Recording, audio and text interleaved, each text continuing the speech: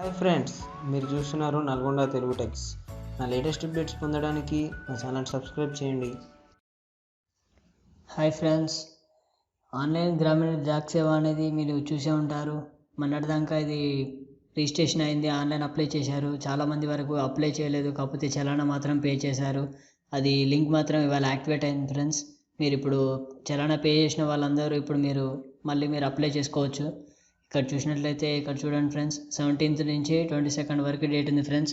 Apply online for provided for AP and Telangana candidates who has registered earlierly and could not able to apply.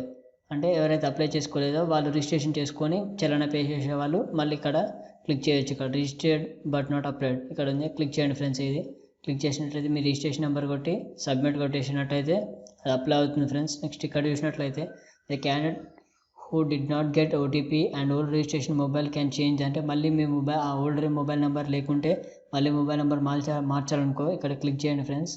ఇక్కడ click చేసినట్టయితే మీ registration number ఇచ్చేయండి. Old mobile number ఇచ్చేసి next అని కొట్టేసాక మళ్ళీ కొత్త mobile number పెట్టుకోమని అడుగుతుంది ఫ్రెండ్స్. కొత్త మొబైల్ నెంబర్ చేంజ్ చేసుకోవచ్చు మీరు ఒకవేళ మొబైల్ నెంబర్ పోతే. ఇక్కడ చూడండి, candidates of AP and Telangana of SSC board year of 2010-11 వాళ్ళు అంటే గ్రేడ్స్ పెట్టారంట, చాలా వరకు మార్క్స్ పెట్టాలి, గ్రేడ్స్ పాయింట్స్ పెట్టారంట. అవి క్యాన్సిల్ అయినాయి అంట. క్యాన్సిల్ అయితే మళ్ళీ రీఅప్లై చేసుకోవచ్చు ఫ్రెండ్స్.